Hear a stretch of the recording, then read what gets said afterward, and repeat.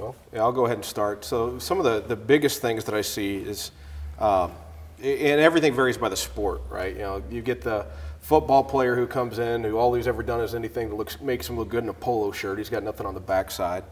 Then you've got the opposite end. You know, you've got the soccer player or trackster who's never lifted a weight in their lives. But a lot of the things that we really see is just overall is they've got no posterior chain, no upper back.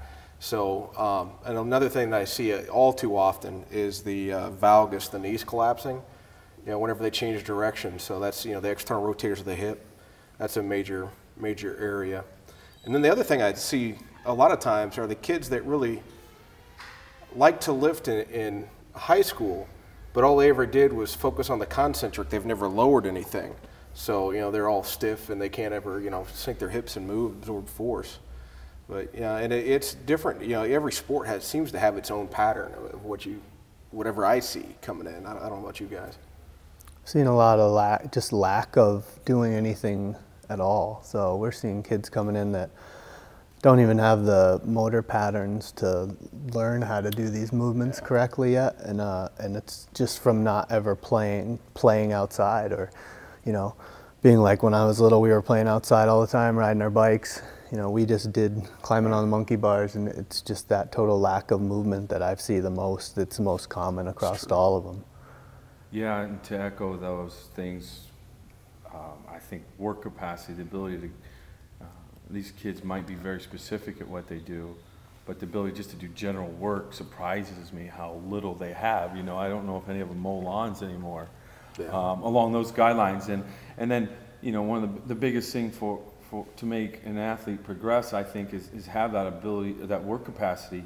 Because if you have work capacity, then you don't fatigue as fast, and you can learn motor patterns faster. You know, I mean, this is all tied together. There's not, I don't think we all can agree there's not one thing, but we have to get a few qualities to make sure that they can adapt to the training, do more posterior chain work, and get all these motor patterns that need to be addressed that these kids are lacking. It's shocking how much, you know, they're lacking in regards to just the training sense. And I don't know where the conundrum, whether you train a specific pattern for a while. I've seen that work. I've seen it where you train a bunch of different patterns and they get better, especially at the beginning, but you're like, I think it's individual too. If a kid doesn't pick up patterns quick, you might want to stick with just the squat when you bring him in. You know what I mean? Where another kid, actually I might make him strong with different exercises and training, and then I come back to the squat and he was good, but he's a really good athlete. So I'm not so sure the best way, there is one way to fix all this. It's really individual if you look at it. So, but I just know that if they can get strong in weak positions, and then their work capacity and the ability for them to get better, to train longer, harder, or even to adapt to the training faster, then, I mean, you can't go wrong there. Because, I mean, as you guys know, we have 4 years to deal with a kid. I mean, I have a lot of pro hockey players, kids that'll leave after 2, and I have to get them ready as fast as possible. And the first thing that come in, even hockey players are great hard workers, but their general work capacity.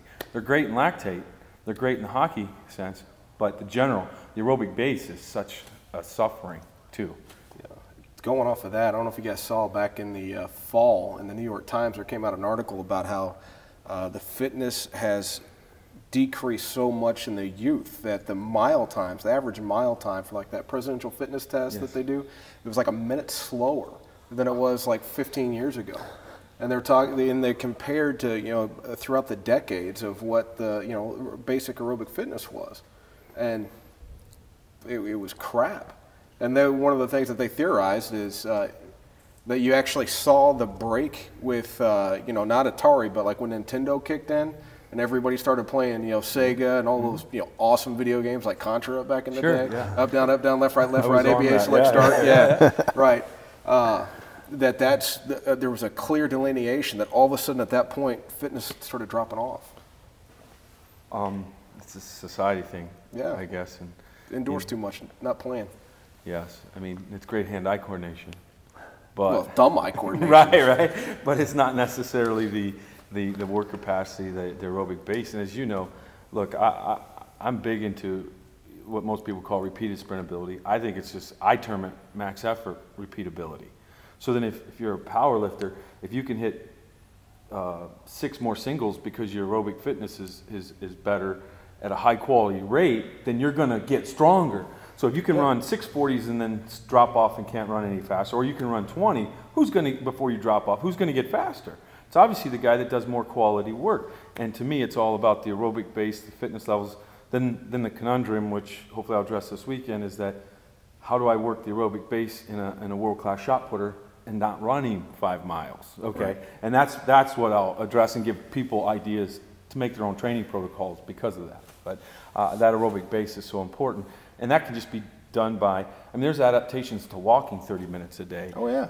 Even into the lactate system, I think it's the MCT Transport 1 or whatever it may be. It's crazy what they found, and just being active, just being movements. That's the big thing.